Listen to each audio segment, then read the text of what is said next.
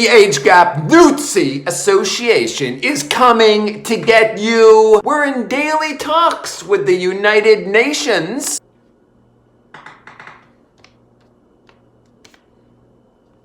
Hello, this is the United Nations. How can I help you? Hello, this is the Age Gap Nudzi Association.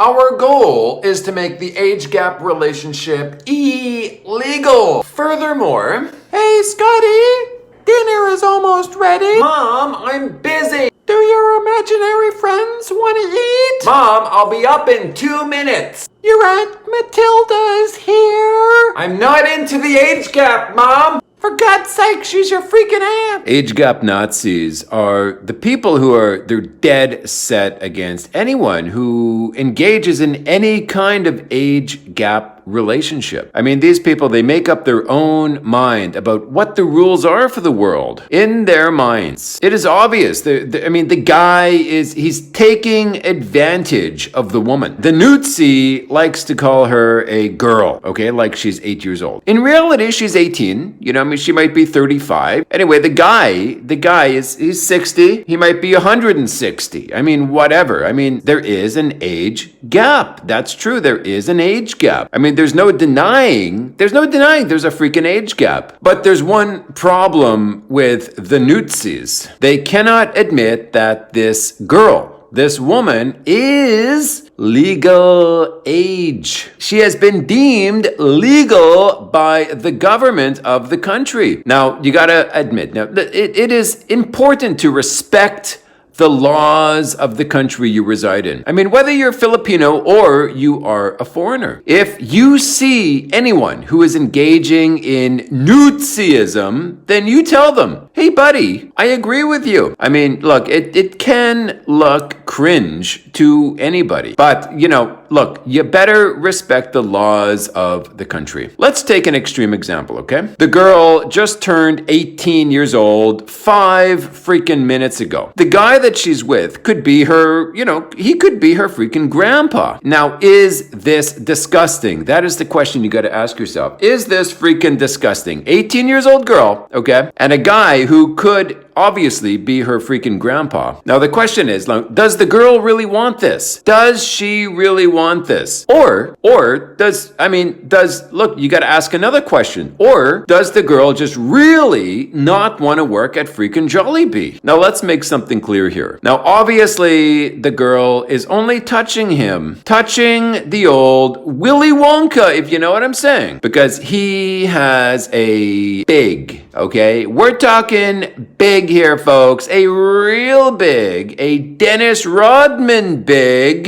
wallet. He is a disgusting, and I repeat, disgusting capitalist. But she, the girl, the poor girl, she has no freaking money. She's born poor, born into extreme poverty. Bamboo hut style poverty. Shantytown, my good man. Okay, shantytown poverty. I mean, whatever it is. So the question is, what the hell do we do about this? She's born in this crapola conditions. Now, look, I mean, there's lots of guapo guys in her village, the same age as her. She should go for them. Am I right? I mean, she should go for these guapo guys. They may give her a good future of, riches. I'm talking spiritual riches here. I mean, come on, people. Let's get together, people. Let's freaking get together here, guys. Us, you and me, us age gap Nudzis have to end this ridiculous, disgusting. I mean, look, imagine her, this fresh, innocent, beautiful 18-year-old baby-rooney. She's banging grandpa. We've got to end this. We have to end this. According to Hello Sunshine, she hit the nail on the head. She said, I've reported this sleazy man, she's talking about this loser regular guy, coming to the Philly Willy to take advantage of Filipino women. Hey, I agree with her. We got to get this guy out of town. Typical white old men coming to feed their sexual needs. Yuck.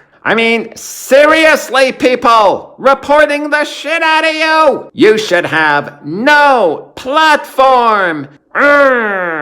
Now, okay, now let's have a conversation here with the amazing Hello Sunshine, because on this channel, we love everybody. Now let's talk to Hello Sunshine here. Now this is Hello Sunshine VS, okay, versus the good old, the amazing poverty girl. Let's just call her the poverty babe, okay? Can you offer me a job?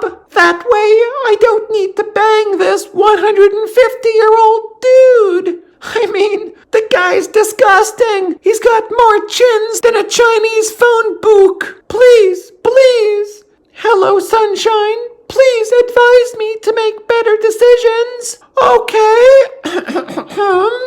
Let's see here.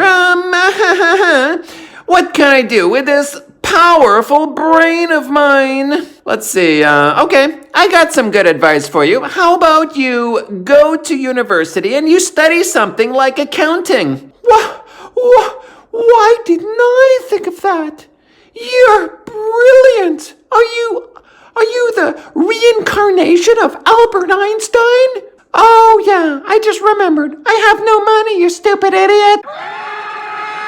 Well, maybe the 160-year-old dude can send you to college. Why? So she can get a job and she doesn't need double chin anymore? Look, honey cheeks, I know what the deal is. She's in poverty, so she accepts an old dude like me. I know very well if I make this girl successful, she's out the freaking door. Now, sweet cheeks, honey buns. I mean, look, between you, maybe the Govy Govs, maybe they can help her.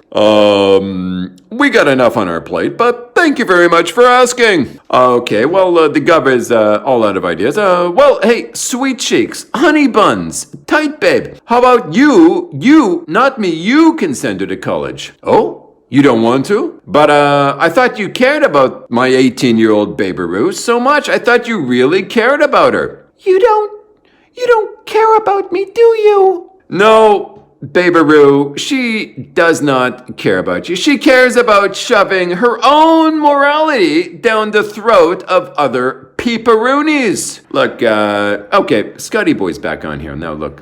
I remember one conversation I had with the Bohol girl. There was a girl in her neighborhood there in Hagna, Bohol. She was a 17-year-old babe, okay? Underage, under legal age. She was 17. She met a guy from Canada, okay? She was 35 years old. She met this guy online. He was a handicapped dude. The guy had literally, he had one freaking leg. Okay, he was handicapped. I don't know why he had one leg. He just did. So I said to the Bohol babe, I said, if she meets him in person, I mean, maybe she won't like that the guy has one freaking leg. She says, no, it's okay because he sends her 40,000 pesos a month. Now look, that was her goal. Okay, that was her priority. The money. I mean, nobody else is sending her 40,000 pesos a month. Nobody. Who the hell is sending this girl 40,000 pesos a month? The government, the UN, the World Bank. Nobody's sending this babe 40,000 pesos a month. We got to live in the real world here. But this guy in Canada with one leg, he's sending her 40,000 pesos a month. Now look, I mean, some girls, they prefer a rich guy who's ugly or old, okay?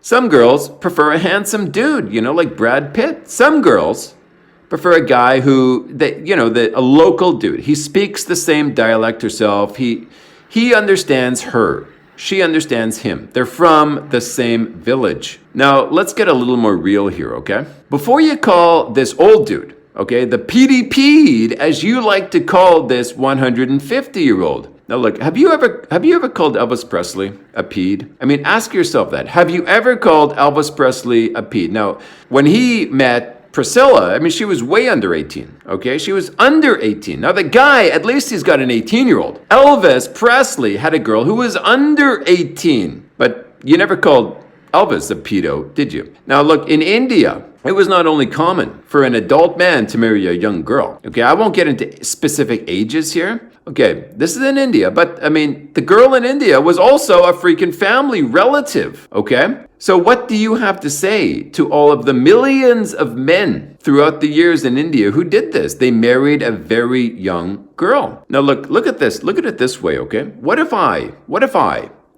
did not like your partner? I didn't like your choice of partners that you decided to engage with. Now let's say I don't like her because there's more than a 3-year age gap difference. Okay, I'm not down with that. In my culture, whatever culture that is, maybe this is weird to me.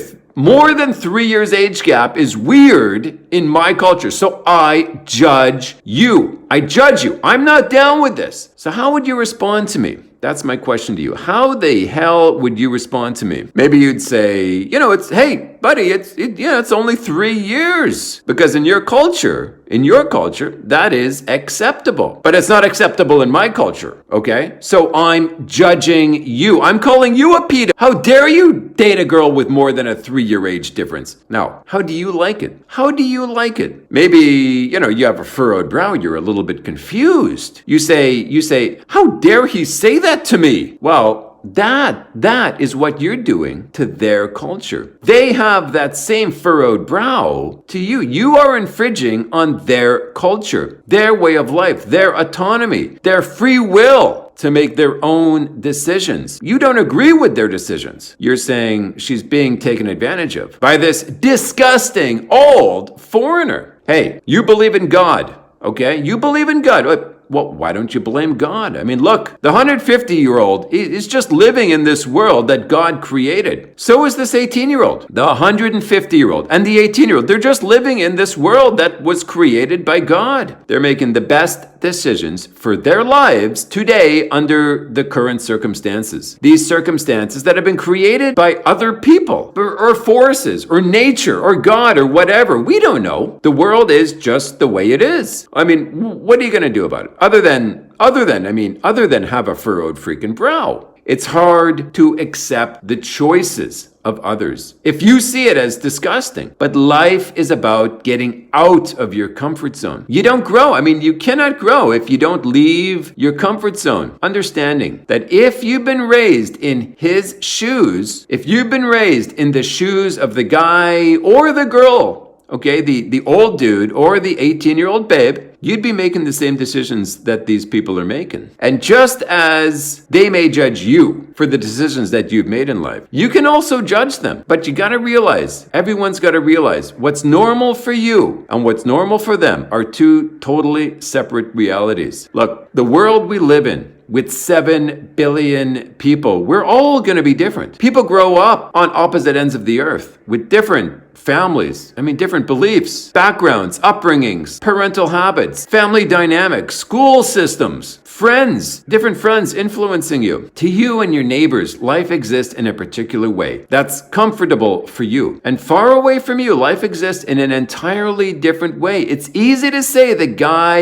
in this case, is taking advantage of the girl. You tell me the exact age, okay, where the age gap is appropriate. In the 1960s, a white girl dating a Chinese boy was total culture shock. Totally unacceptable. So was two gay people. But what happened later on? What happened today? People broadened their minds, Nobody cares about that anymore. People, they woke up. And it's the same with the age gap relationship. Look, the girl is poor. She is low on the socio-economic ladder. So at what stage is the guy taking advantage of her? And if the guy is taking advantage of her, is there any difference between paying someone to scrape gum under a table? Would that person scrape gum if they were at a higher socio-economic ladder? So is the employer taking advantage of them because of their socio-economic status? The same way the 150-year-old dude is. Are both of these not taking advantage of this situation? You answer me that. I think the real fight should be toward finding the root cause of their poverty, not the decisions they made because of their poverty. The guy wants a younger, prettier baby-rooney. Can you blame the guy?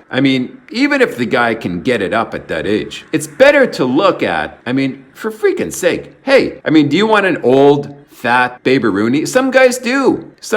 Maybe you do. I mean, I don't. Myself, I don't. There's 7 freaking billion people in the world. We're all gonna want what's in our own personal best interest. These 7 billion people are gonna enjoy our freedoms to do whatever the hell we want to do. You know, the world is a very interesting place. But the most interesting aspect of the world exists when you open your freaking eyes and realize that normal exists in many, many various realities. Maybe we can't accept, maybe we can't comprehend these different realities. But consider this. Make a conscious effort to understand another person's reality other than your own. It's a big first step towards, I mean, look, you don't want to be that guy in 1960 who was against the interracial relationship between a white girl and a Chinese boy. But if you are that kind of guy, then that's okay. I mean, it's not yet your time. It's not easy. It's not easy to open your mind to the world and its realities. But you will eventually, in this life or the next, eventually you will open your mind. Eventually you will make a conscious effort to understand the broader world. And once you do, you will never go back to the narrow view that you once held. At this point of consciousness, the next time you sit down and have a talk with someone, enjoying a deep conversation. And conversations, listen, a conversation can never be too deep. But when you do this, it will be a different kind of conversation because you'll now realize how mesmerizing the world is. Just as though you have now discovered new colors, new smells, new sounds that you've never experienced before. And once you help others to step into this new world of open-mindedness, these other people, they too will step into the realm of the open mind. Now look, if you don't understand what an open mind really is, then that's totally okay. It's just not your time. But at some point, you will wake up and you will smell the roses. Until then, it will be waiting for you. It will be waiting for you, and others with an open mind will also be waiting for you. Because look, we are all sharing this earth together. We are all just simple humans living on a freaking rock. This rock is spinning around a ball of fire, and there's another rock spinning around our rock. There are black holes going to other dimensions. And look, we'll all be freaking dead soon. 500 years will go by. The people in the year 2500 will look back on our lives via, social media and video, and they're gonna say like, wow, these people were strange. And we are strange. Just as people on the other side of the world, wearing strange clothes, with strange lives in strange environments. Everything is strange. But that's what makes the world go round. If all 7 billion of us sharing this rock we call Earth are the exact same, imagine what the world will be like. It's kind of better, that we're all different, or, we're all strange. Because if everyone does the exact same freaking thing that everyone else does, it's gonna be kind of a boring freaking world, right? So let's kind of be thankful that we're all different. Adios to my great, amazing, open-minded friends.